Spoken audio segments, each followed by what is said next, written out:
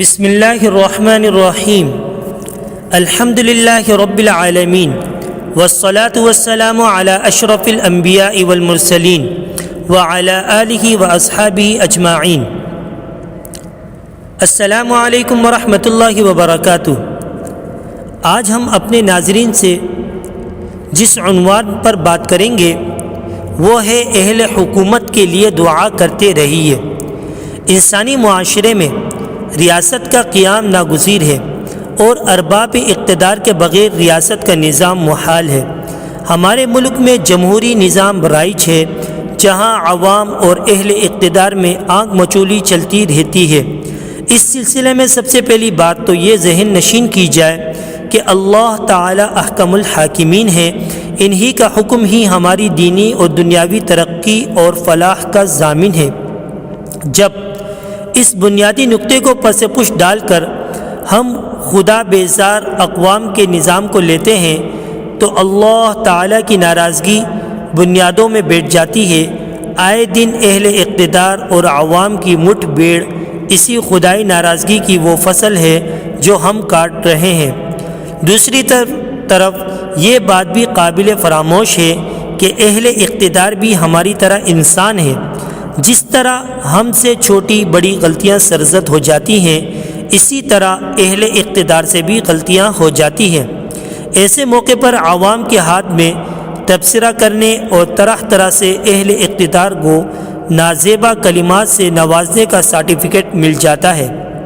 حجاج بن یوسف کے ظلم پر مبنی واقعات کا ذکر کیا تو بزرگ نے فرمایا کہ کل قیامت کے دن جہاں حجاج بن یوسف سے اس کے ظلم کا حساب ہوگا، وہاں کی غیبت کا حساب دینا ہوگا۔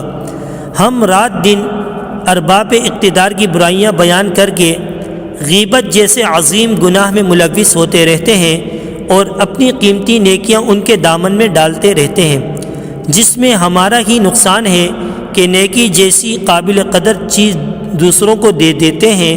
لہٰذا ہمیں اپنی سوچ اور روش کو تبدیل کرنے کی ضرورت ہے، بلکہ موجودہ حالات میں اس بات کی ضرورت ہے کہ ہم خود کو پرسکون رکھیں اور اللہ تعالیٰ کے بارگاہ الہی میں دعا کو وظیفہ بنائیں۔ ارباب اقتدار کے لیے دعا کریں کہ اللہ تعالیٰ انہیں اپنی رضا والے کاموں اور دین اور ملک کے حق میں مفید فیصلوں کے کرنے کی توفیق عطا فرمائے۔ میڈیا کا کردار بہت اہمیت کا حامل ہے، لیکن محض میڈیا کی باتوں کی پرواہ نہ کی جائے اور اپنی سوچ کو منفی اثرات سے دور رکھا جائے۔ خبر اور حالات جیسے بھی ہوں، اپنی عقل کی سلامتی کو برقرار رکھا جائے۔ ایک حدیث کا مفہوم ہے کہ جیسے تمہارے اعمال ہوں گے ویسے تمہارے حکمران ہوں گے۔ اس لیے اپنے اعمال کی اصلاح اور دعا کا اہتمام ہر پاکستانی محب وطن کی ذمہ داری ہے۔ یہی کام کرنے کا ہے، لیکن شیطان ملعون ہمیں گناہوں کے کاموں میں مصروف رکھنے کی کوشش میں ہے۔ اللہ تعالی ہمیں نفس اور شیطان کے شر سے بچائے اور اپنے اہل حکومت کے لیے دعا کرتے رہنے کی توفیق عطا فرمائے، اور اللہ تعالیٰ پاکستان کی حفاظت اور پوری دنیا کے اندر جتنے بھی اسلامی ممالک ہیں، مقدس مقامات ہیں، ان سب کی حفاظت فرمائے، اور اللہ تعالیٰ ہمارے حکمرانوں کے دلوں کو نرم فرمائے۔ آمین ثم آمین۔